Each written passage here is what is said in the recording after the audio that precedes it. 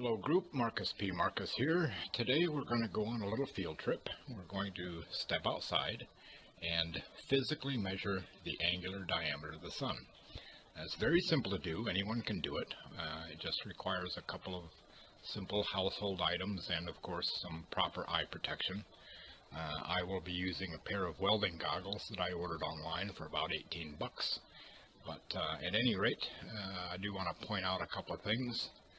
When I was outdoors doing this, there was way too much background noise. You would not have been able to hear me, although I was speaking during the video. But at any rate, the noise prevented me from being audible, so I'm actually narrating this after the fact. Another thing I'd like to point out is if you're viewing this on YouTube, you might notice that the video is unlisted and not public. And that's simply because this video was made specifically for the Flat Earth Serious Research and Discussion Group founded by Dave Gregg, aka Dazza the Cameraman. Also, you may notice that commenting has been turned off on YouTube, and that's simply because I just don't have the time to keep track of two sets of conversations in two different forums over the same video. If you wish to comment, you are certainly welcome to do so in the Flat Earth Serious Research and Discussion Group on Facebook, and in fact, I encourage you to do so. Now, on a reasonably good day, this is typically what we'll see. However, this is not the diameter or width of the sun. This is the sun, its corona, and a lot of glare, and that's the second purpose of the eye protection, to eliminate that glare and the corona so that all we see is the actual physical sun itself, which will look very much like this. So obviously this is the diameter of the sun, not this. So without further ado, we'll step outside and we'll do our experiment.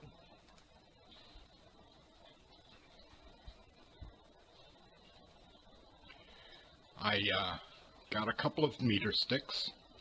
On the end of one, I taped a small angle bracket, and then onto that I taped a small piece of balsa wood that is 1 centimeter in width, and I'll be grabbing my calipers here to show you that. It is in fact exactly 10 millimeters or 1 centimeter.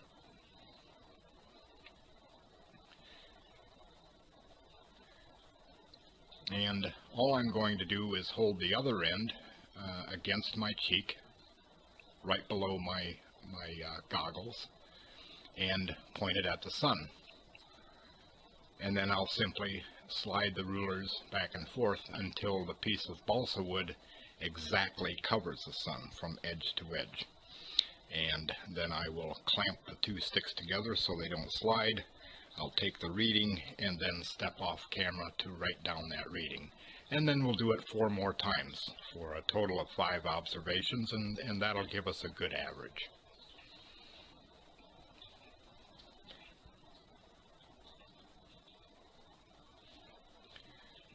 Okay, I'm ready to go. I'll make my first observation, or take my first measurement.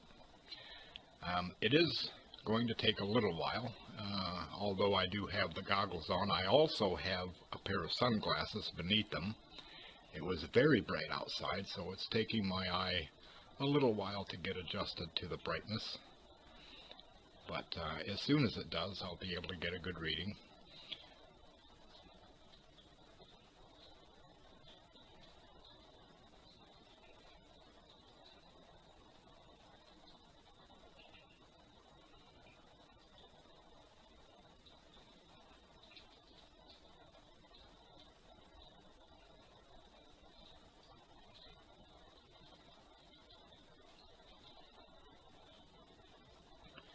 Got the reading, I'll clamp it.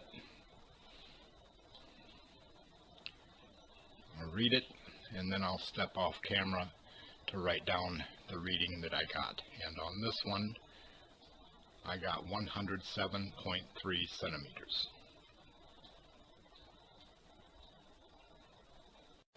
Well, you've seen the process, so at this point I'll just put the rest of the observations in the time warp, and point out that this process can be used to measure a number of things. You could use it to measure the angular width of a building, or perhaps the angular length of a bridge, or even the angular distance between two mountaintops. It doesn't matter. You can use this process to measure all of those things.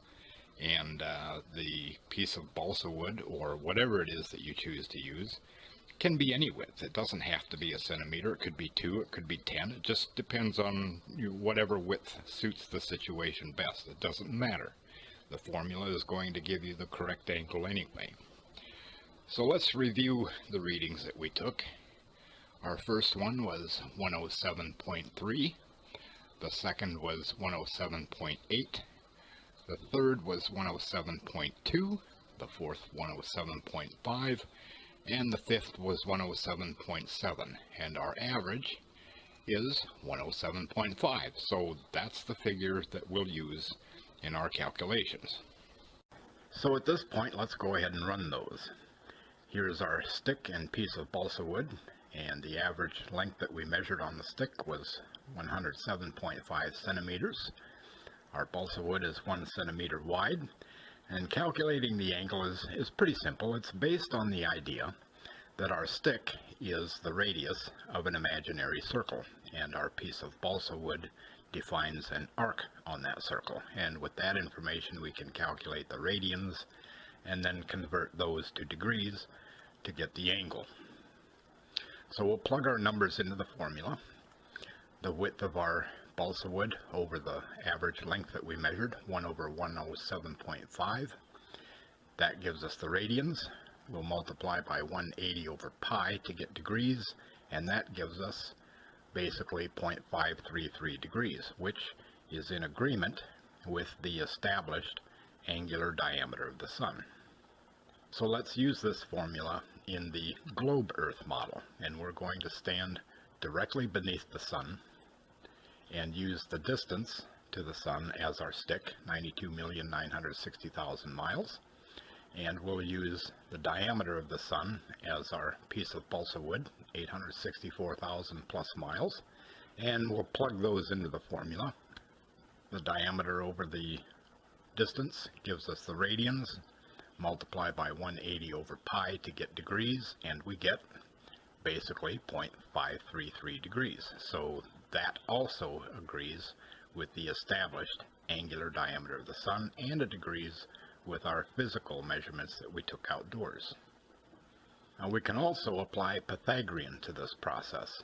Here we are again. We're going to stand directly beneath the sun, and in this case, side A will be our distance to the sun, and side B will be the radius this time.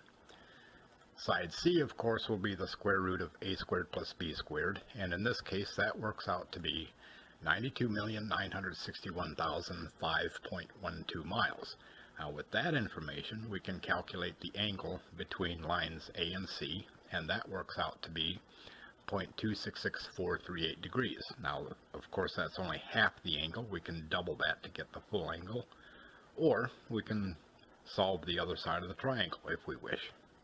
Lowercase b will be the same as uppercase b, lowercase c will be the same as uppercase c, and therefore the angle between lowercase c and uppercase a, of course, will be the same angle that we just measured, 0.266438. We'll add those together and we get basically 0.533 degrees. So this agrees with the angular diameter formula. It agrees with the established angular diameter of the sun, and it agrees with the physical measurements that we took outdoors. Now let's apply the same process to the flat earth model. Again, we'll stand directly beneath the sun. Our stick will be the distance, which is 3,000 miles. Our piece of balsa wood will be the diameter, which is 32 miles. We divide 32 by 3,000 to get radians, multiply by 180 over pi to get degrees, and we get 0.611 degrees, which does not agree with the established angular diameter of the sun. Well, we'll try Pythagorean and we'll see what that says. Here we are again. Our side A will be the distance. Our side B will be the radius. Side C, again, of course, is the square root of a squared plus b squared, and in this case that works out to be 3,000.04 miles. The angle between the sides A and C works out to be 0.305575. We'll solve the other side. Lowercase b is the same as uppercase b, lowercase c the same as uppercase c. The angle between lowercase c and a is the same as our previous angle. Add them together and we get 0.611. So that agrees with the angular diameter formula that we used on the flat earth model, but again, it does not agree with the established angular diameter of the sun. So let's try something else. We're going to go back to the globe Earth, and this time we're going to move such that we are now an additional 2,600 miles from the sun. So now we are 92,962,600 miles away. We have moved laterally and over the curve. Our diameter stays the same. That hasn't changed. Plug those into the formula. This will give us the radians to convert to degrees, multiply by 180 over pi, and we get basically 0.533 degrees. It is a little bit smaller, and we'll see that in the summary towards the end of the video, but it's basically still 0.533 degrees. So let's do the same thing in Pythagorean. Side A will be our 92,962,600. B, of course, is our radius. C, again, of course, is the square root of a squared plus b squared, and in this case that works out to be 92,963,605.09 miles, and the angle between A and C is 0.266431. We'll solve the other side of the triangle, lowercase b, lowercase c.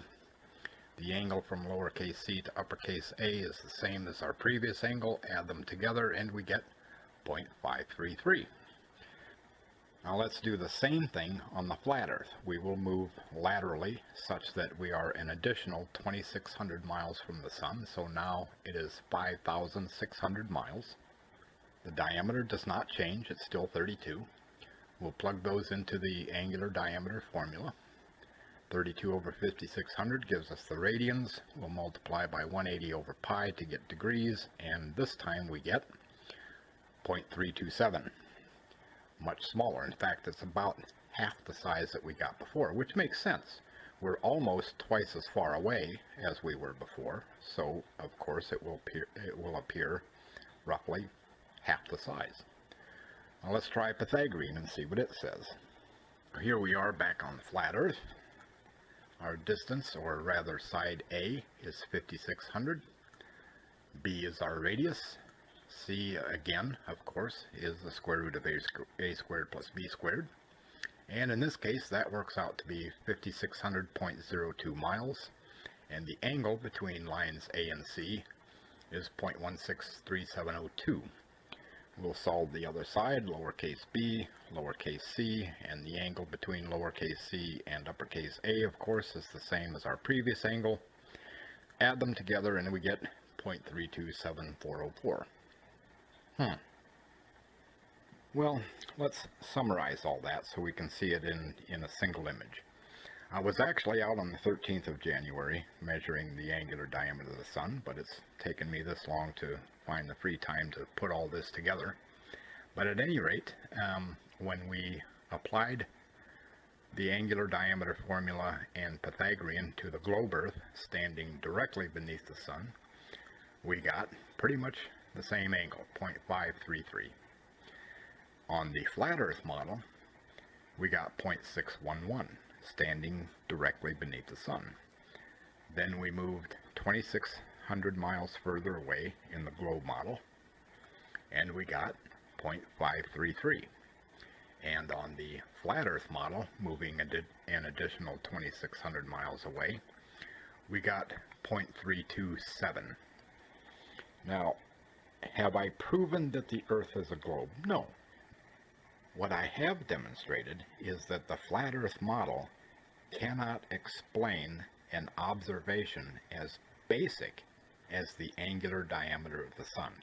The only way it could possibly explain it is if we go way out on a limb and claim that the sun somehow is the only object in the entire known universe that does not appear smaller as you move further away from it. And it's got to be able to do that for every individual on Earth. So in other words, its angular diameter, physical appearance, has to be custom tailored to everybody. Now, if you're curious as to what would happen if we increase the distance dramatically in the globe Earth model, we can do that. Let's add 250,000 miles to the distance of the sun. In other words, we're a little bit past the orbit of the moon in the globe Earth model.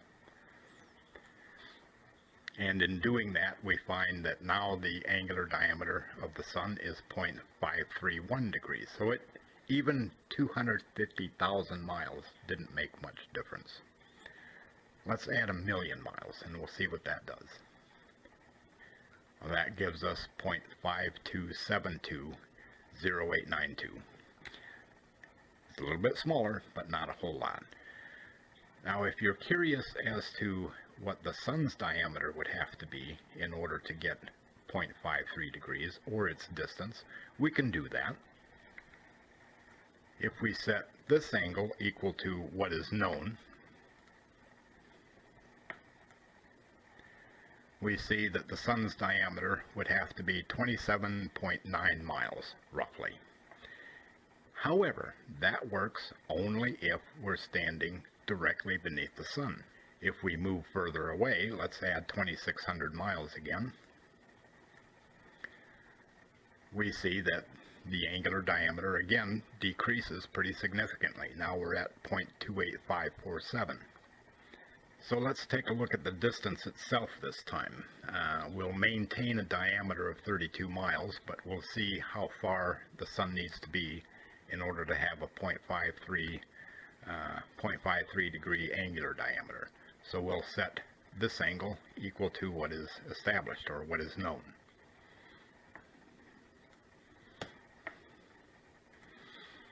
And we see that the distance of the sun must be 3,440.67 miles. But again, this works only if we're standing directly beneath it.